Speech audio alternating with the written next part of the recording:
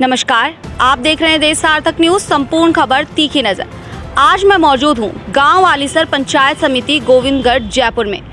जैसा कि इस पृथ्वी पर अगर कोई व्यक्ति आया है तो उसे प्रकृति को कुछ ना कुछ देना ही चाहिए। तो आज हम बात करेंगे ऐसी खास शख्सियत से जो कि इस प्रकृति को देने के लिए बहुत अच्छा पुण्य कार्य कर रही हैं, अनाथ पशुओं पर कार्य। तो आइए बात करते हैं उनसे और जानते हैं इस पुण्य कार्य के बारे में। तो जैसा कि मैंने बताया कि अब हम बात करेंगे उसी खास शख्सियत से। तो सबसे पहले तो सर आपका स्वागत है देश सार्थक में। शुक्रिया। तो सर सबसे पहले तो मैं आपको धन्यवाद कहना चाहूँगी, अपना कीमती समय आपने निकाला और आप अपने बारे में कुछ बताएं हमारे दर्शकों को। जी, जिस गांव का भी आपने नाम लिया वो हमारा जन्म स्थान है पूर्वजों से लेकर अब तक, और हमारा नाम जो है दुनिया हमें नरेंद्र शर्मा के नाम से जानती है, और हमारे गांव के काका, चाचा, काकी, भाई साहब, ये सब हमें कर्मेंद्र जोशी के नाम से जानते हैं। तो सर आप जो ये पुनीत कार्य कर रहे हैं अनाथ पशुओं के लिए गौशाला का निर्माण, इसे करने का, इस पुनीत कार्य को करने का विचार जो है सबसे पहले आपके मन में कब आया? हमारे जो पिता हैं वो अभी कुछ समय पहले दुनिया छोड़कर चले गए, और जिस स्थान पर हमने ये विचार बनाया है वो उनकी कर्मभूमि रही, और ये जन्मभूमि उनका गांव है ही। और वो प्रकृति पर, पशुओं पर, इंसानों पर बहुत अच्छे कार्य किया करते थे। बहुत बड़े चिकित्सक थे जो बहुत ऐसी ऐसी चीज़ें वो ठीक कर दिया करते थे प्रकृति के द्वारा ही, पेड़ पौधों के द्वारा, वनस्पति के द्वारा, जो इलाज आज बड़ा से बड़ा डॉक्टर नहीं कर सकता है। ऐसे ही वो पशुओं पर के बारे में काफ़ी कुछ जानते थे, उनकी भी सेवा किया करते थे। पशु प्रेमी थे, प्रकृति प्रेमी थे, इसलिए एक तो उनसे हमें प्रेरणा मिली हमारे पिता से। दूसरी, एक इंसिडेंट हुआ मेरे साथ कि मेरी इच्छा थी कि जब मैंने जयपुर में भी एक गाय पाली थी जब मैं छोटा हुआ करता था, तो ऐसे ही जब मैं गांव में रहने लगा अभी, तो मैंने विचार बनाया कि मैं एक गाय पालूं। जिस गाय को मैं देख रहा था और विचार बना रहा था कि मुझे इस गाय को पालना है, और वो जो गाय है जब मैंने सवेरे देखा तो मर चुकी थी, और उससे पहले प्रतिदिन एक एक गाय वहाँ उसी जगह पर रोज़ाना मर रही थी। उसका कारण एक ही था, सबसे बड़ा कारण वो थी भूख। पानी लोग फिर भी कहीं ना कहीं रख देते हैं, लेकिन भूख की वजह से मरी।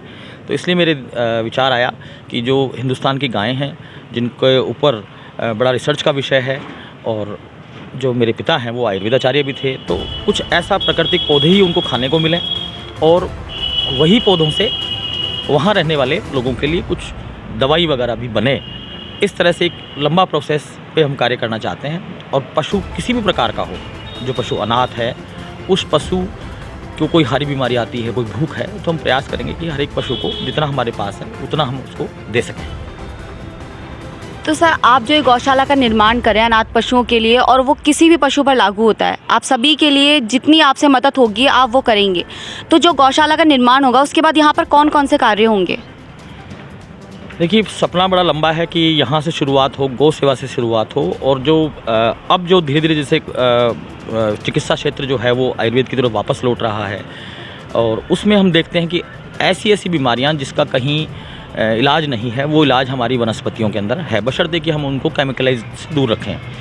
तो हमारा विचार एक तो ये कि जो गाय का दूध है, गोबर है, चाहे उनका जो भी मटेरियल है, वो सभी मटेरियल देशी गायों का बड़ा अच्छा माना जाता है। तो उन पे हम रिसर्च करना चाहते हैं। साथ में उन गायों को उन्हीं के जो प्रोडक्ट से जो पैसा आता है, जिससे वो ज़िंदा रहें, उनको अच्छा स्वास्थ्य मिले, और देश में वो नस्लें ज़िंदा रहें जो धीरे धीरे साफ़ हो रही हैं। देश में बहुत सारी नस्लें हैं, पक्षियों की हों चाहे जानवरों की हों, धीमे धीमे इंसान की लालसा के आगे समाप्त हो गई। जैसे एक छोटा सा उदाहरण देता हूँ मैं आपको, गिद्ध और चील कौवे काफ़ी अब दिखाई नहीं देते हैं। इसका कारण क्या है कि इंसान के द्वारा यूज़ किए जाने वाले केमिकल। तो हमारा प्रयास है कि हम प्रकृति को वापस ज़िंदा करें, जिससे इंसान स्वस्थ रहेगा अगर प्रकृति रहेगी तो। क्योंकि हर एक जानवर का प्रकृति पे महत्व है। अगर आप छिपकली को देखेंगे तो हो सकता है कि किसी हाई प्रोफाइल व्यक्ति के लिए छिपकली एक बेकार चीज़, जबकि वो बेकार नहीं है। वो इंसेक्ट्स को खा करके आपको बीमारी से दूर करती है, नेचुरली दूर करती है। सांप चूहों को खा जाता है। इस प्रकार से प्रकृति आपस में ही सामंजस्य बनाती है। तो यही हमारा प्रयास है कि वो सामंजस्य से जो हम दूर जा रहे हैं नेचर से, वो चीज़ दूर न जा करके पशुओं और पक्षियों के साथ रह करके हम अपना समय बिताएं, और सब मिलकर के साथ रहें इस पृथ्वी पर। सबका अधिकार है। इंसान के पास पट्टे हैं, लेकिन पशु पक्षी के पास पट्टे नहीं है। तो नरेंद्र जी, आपके जो विचार हैं इस पुनीत कार्य को लेकर वो बेहद ही सराहनीय हैं, और मैं सभी से यही अपील करूंगी कि ज़्यादा से ज़्यादा वो आपके इस पुनीत कार्य में आपका सहयोग करें। तो इसी को आगे बढ़ाते हुए मेरा आपसे अगला सवाल यही है कि किसी भी नेक कार्य को करने के लिए काफ़ी लोगों के सहयोग की ज़रूरत होती है। तो आपके इस पुनीत कार्य में आपके अलावा कौन कौन से लोग हैं जो आपका सहयोग कर रहे हैं, उनके बारे में कुछ बताइए। देखिए, सबसे पहले तो जहाँ हम रहते हैं, जहाँ जन्मते हैं, वही लोग हमारे सहयोगी होते हैं। तो मेरा बचपन जो है मेरे गांव में गुजरा, और गांव में जो मैंने जन्म अपना समय देखा, उस वक्त में पता ही नहीं चलता था कि कौन सी काकी कौन है। तो हमारी सभी काकियाँ गांव की, सभी दादियाँ, दादा, काका, हमारे भाई गांव के, ये सब हमारे साथ खड़े हैं इस पुनीत कार्य में, क्योंकि वो भी देख रहे हैं कि जानवर की और गाय की दुर्गति उनको भी रोज़ दिखाई दे रही, रोज़ गायें मर रही है। तो सबसे पहली प्रेरणा और सबसे पहला साथ हमारे गांव का है हमारे साथ। उसके बाद में जहां हम संस्थाओं की बात करें, तो संस्थाओं में जो सर्व ब्राह्मण महासभा है, उन्होंने भी हमें आश्वासन दिया है कि वो भी इस पुनीत कार्य में हमारा साथ निभाएंगे। संचालन की जहाँ तक बात चल रही है, तो अर्पण शक्ति संस्थान है, उन्होंने भी हमें भरोसा दिया है कि वो भी हमारी इसमें मदद करेंगे, साथ खड़े होंगे, संचालन करेंगे और प्रबंधन संभालेंगे। गोखले शिक्षण संस्थान है, उनसे बात हुई है, उन्होंने भी कहा है कि वो प्रबंधन संभालेंगे। इस प्रकार से गांव और सारी संस्थाएं मिलकर के हम इस कार्य को करेंगे।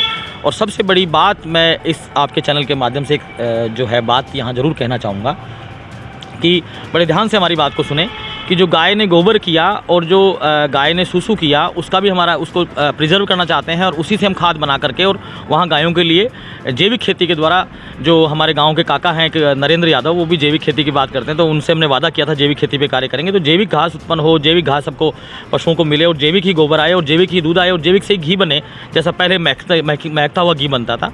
उसके अलावा वहाँ पर जो प्लांटेशन हो, वो आयुर्वेद की जो पौधे हैं, जिससे कि डॉक्टर के पास न जाना पड़े, कि मान लीजिए अगर किसी को ज़बान हलकला रही है, तो हम वहाँ अकलकरे का पौधा लगा करके अकलकरा उनको खिला दें, तो उनकी ज़बान अच्छी हो जाए।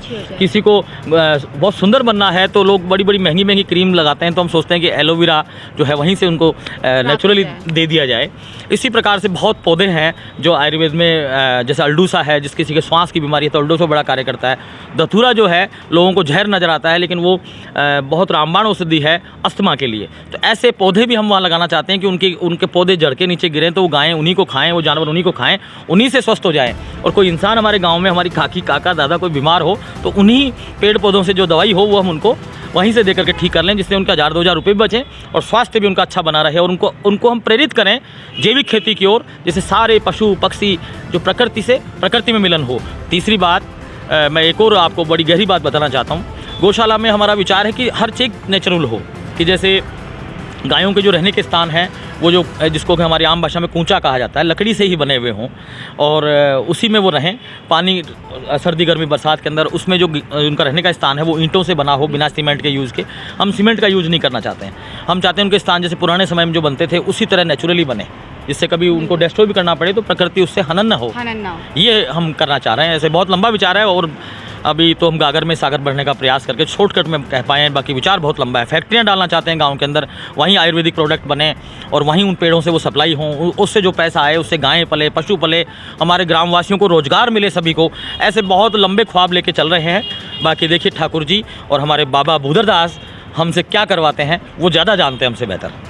नहीं सर, आप हमारे देश की प्राचीन संस्कृति को बरकरार रखने के लिए इतने प्रयास कर रहे हैं। किसी भी अच्छे कार्य को करने की शुरुआत जो होती है बहुत छोटे से होती है, लेकिन अगर आप लोग इसी तरीके से प्रयास करते रहे और आपके सहयोगी लोगों ने आपका इसी तरीके से साथ दिया, तो मेरा मानना तो यही है कि आपकी बहुत ही अच्छी सफलता होगी। आप जो करना चाह रहे हैं वो आपका जो मेन उद्देश्य है वो ज़रूर पूरा होगा, और देश सार्थक न्यूज़ आपके साथ हमेशा आपके इस पुनीत कार्य में सहयोग करेगा।